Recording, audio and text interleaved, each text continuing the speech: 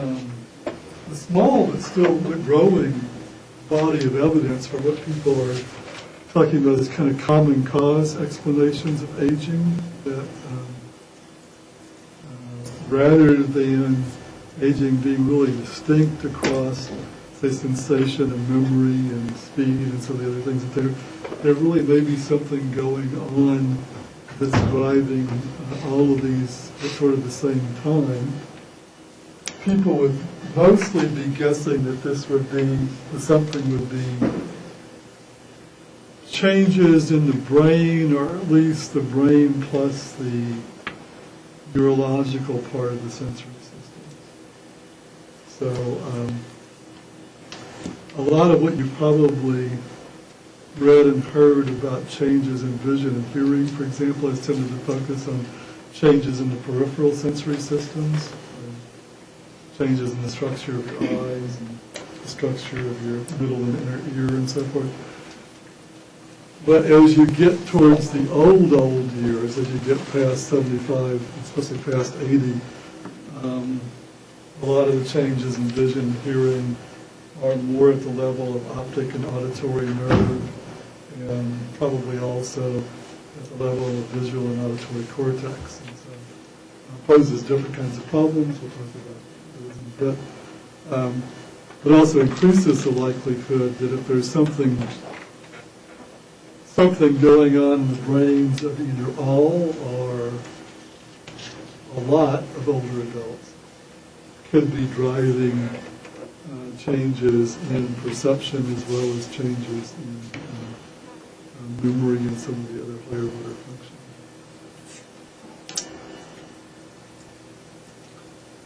What more could you ask for? It's got statistics, it's got great figures that are wrong.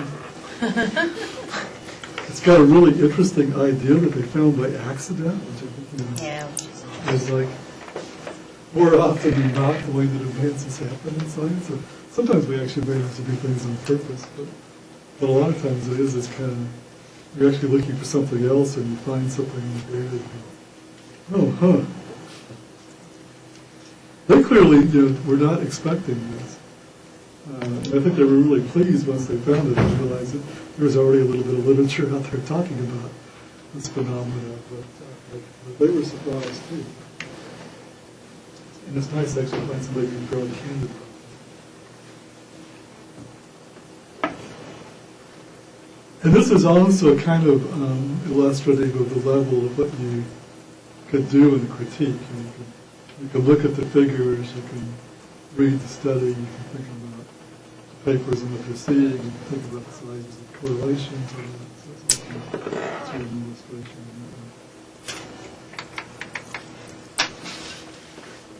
Questions, comments, reactions? I should probably warn you that about this towards the beginning of this class. Today's lecture and probably most of last week's, most of next week's, maybe a couple beyond that, mostly aren't very good news.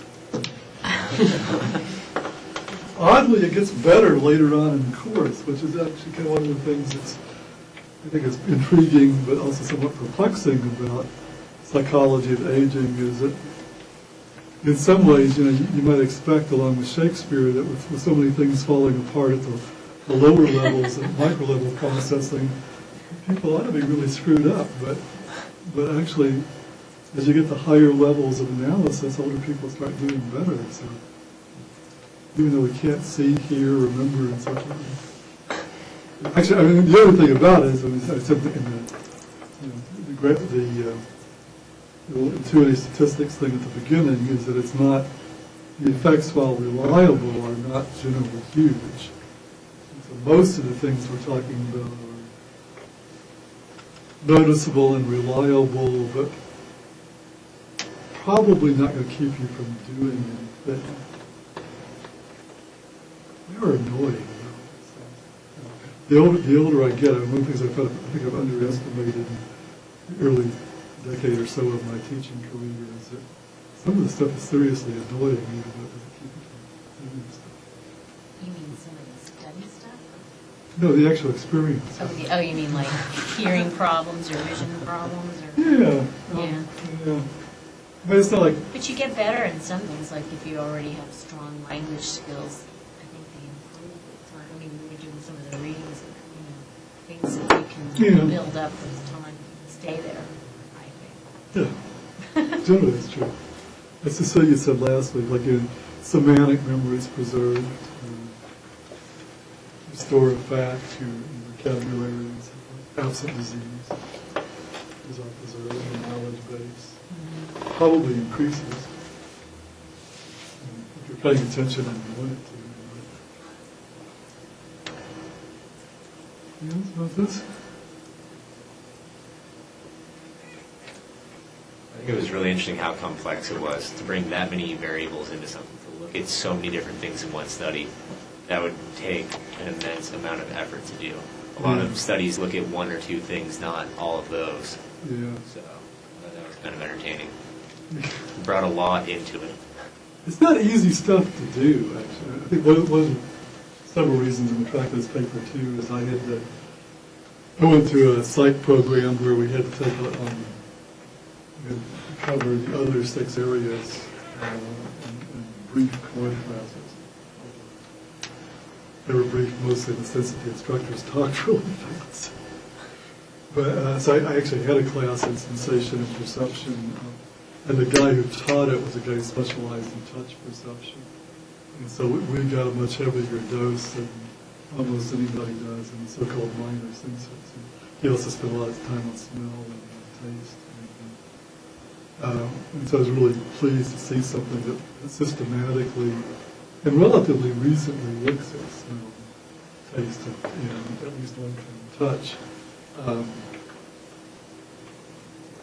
And these are all, touch is actually multiple senses. Taste is probably multiple senses. A lot of people studying taste would think of each of the kinds of taste buds as actually being separate taste system. But touch, actually vibration and steady pressure are different. Pain is different. Heat sensation and coolness sensation are different sensory systems. So we actually have multiple sensory systems. Balance is a sensory system. And a lot of what's in the literature about changes in things like taste and hearing with age is really old stuff. It's mostly based on nursing home populations, applied medication use, and so forth. So I think a lot of what's out in the literature is really badly done with regard to normal aging. We probably know very little about taste, smell, and touch sensation. And of course, with all the IRB restrictions, it's gotten really difficult to study pain. Because you frown when you're hurting people. Which, aside from the ins and outs of the ethics of it, but it is something we really want to know about. It's a really important question whether pain changes with aging and whether pain changes with dementia. These are really important issues that we're probably not going to find out much about. Not that I'm in favor of hurting people, personally.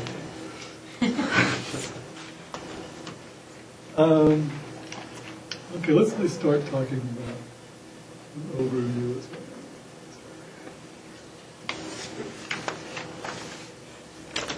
So I want you to imagine that you haven't heard Cecilia's talk yet. You're hearing this talk, and then after class you can flip them over and remember it. Okay. The sort of biological side of psychology, there are really a variety of different ideas about what might be driving changes in things like sensation, perception, and speed of processing. One is the idea that there's pre-programmed aging, that for evolutionary reasons and whatnot, we are pre-programmed to wear out and die to make room for the next generation. If everybody lived forever, it'd be a really long time, the place would be even more crowded than it is. It's important to get rid of the old folks.